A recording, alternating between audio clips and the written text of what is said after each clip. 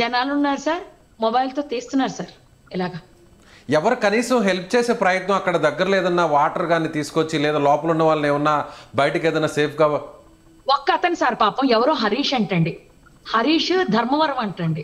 ఏ తల్లి తండ్రి కన్నారో తెలియదు కానీనండి, కాన్పు అంటే అది, పెంపకం అంటే అదండి. అతను చేశాడండి, అతను నేను చేశాం సార్.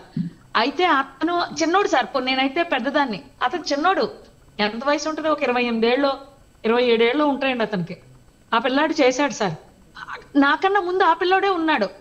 ఆ పిల్లాడిని ఇలాగే అన్నారంట. నాకు తర్వాత చెప్తున్నాడు ఆ పిల్లాడు, ఇప్పుడు మిమ్మల్ని ఎలా అన్నారో, నీకెందుకు ఇవన్నీ అని నన్ను ఎలా అన్నారో అతన్ని అలాగే అన్నారంట.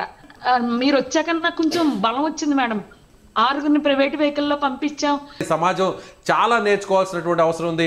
మీరు చెప్తున్నటువంటి విధానం చూస్తూనే అక్కడ ఎంత మంది ఆ విధంగా నిర్లక్ష్యంగా వ్యవహరించి వాళ్ళకి సహాయం చేయకపోగా సెల్ఫీ వీడియోలు లేదంటే సోషల్ మీడియాలో కాలిపోతున్నటువంటి ఆ ప్రమాద దృశ్యాలను పెట్టడానికే అక్కడ వాళ్ళు ఉత్సాహం చూపించారు, కానీ ఎక్కడా కూడా సాయం చేయాలనేటువంటి ఒక చిన్న ఆలోచన కూడా రాలేదు అని చెప్తుంటే వినడానికి మాకు కూడా చాలా బాధగా అనిపిస్తుంది. చెప్పండి మేడం, చెప్పాలనుకుంటారు. సార్ హరీష్ అని ధర్మవరానికి చెందిన వ్యక్తి సార్.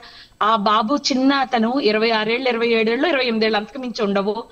ఆయనకి వాళ్ళ తల్లిదండ్రులకి కూడా ఇలాంటి కాన్పు కన్నందుకు, ఇలా పెంచినందుకు, ఇలా ఉంచినందుకు థ్యాంక్స్ చెప్పండి సార్. నిజంగా రైట్ అండి, ఖచ్చితంగా.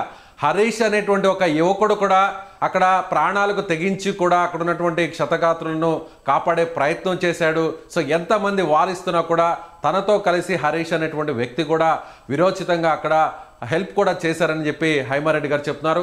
నిజంగా ఈ వీడియో చూస్తున్నటువంటి వారు ఎవరైనా సరే